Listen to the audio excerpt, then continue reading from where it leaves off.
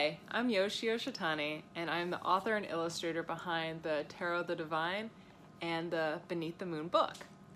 The Tarot the Divine is a deck and guidebook inspired by deities, folklore, and fairy tales from around the world. So these are 78 cards where each card is inspired by a different story from around the globe. So some of these will be really familiar to Western audiences, like The Little Mermaid as the Fool, Rapunzel as the Tower, and Cinderella's fairy godmother as the Magician. But some of these, in fact most of these cards, will probably be less familiar, like White Buffalo Woman as the Hierophant, Enkidu and Gilgamesh as the Two of Cups, and Condor's Wife as the Four of Coins. So each of these stories will be labeled and listed in the accompanying guidebook, along with a brief description and meaning of the upright and reversed positions. But to have a retelling of each story, please check out the Beneath the Moon book. This one has a full page dedicated to each illustration, each of the same 78 illustrations in the tarot deck, but it is next to a retelling of each of the stories. So this will be the same art, but this is a really good book to be added to any fairy tale or mythology collection. And today I would like to briefly go over the meaning and process that I went through to make each one of these 78 illustrations, and how I combined the stories with a lot of the same symbolism that you find in other tarot decks out there. I'm going to talk about the research and creation process for one of my cards. In this case, I'm going to be talking about the moon. So first off, I love tarot because it's all about visual symbolism. A good tarot card should have enough visual iconography to convey its meaning without the reader needing to know and research too much information on their own.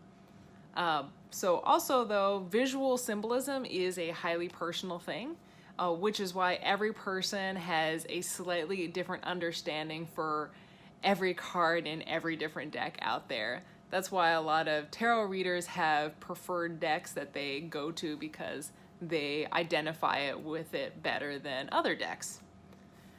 So looking at this card, I based my deck off the Rider-Waite deck. And for the Rider-Waite deck, the moon means deception, hidden motivations, and an unclear path forward. So I chose the story of Princess Kaguya from Japan. She, just for a quick synopsis, is found in a bamboo shoot as a baby and raised by adopted parents. She grows up beautiful, super smart, and is approached by many suitors, even the emperor, but she has a secret. She's actually a refugee from a war on the moon, and her moon family wants her to return to the moon. So I love this story because it's a story of choices and secrets.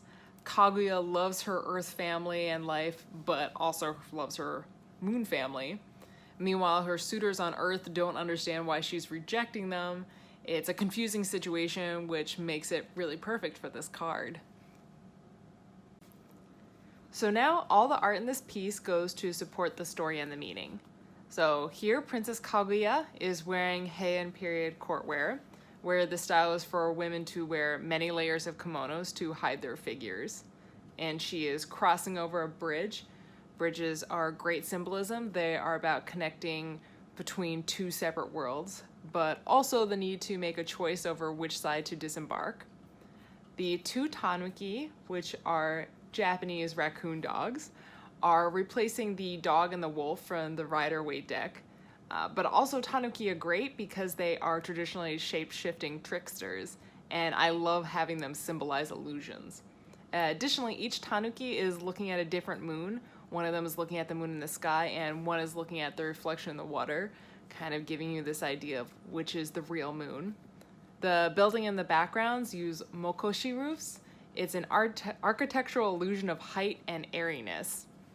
And of course, down in the water, lotus blossoms. They symbolize enlightenment because they are blooming out of muddy, murky water. And water also typically symbolizes the subconsciousness. So it's a great metaphor for an unclear mind coming to a clear solution. So I hope you get a chance to check these out, and I hope you find a new favorite story. Thanks so much!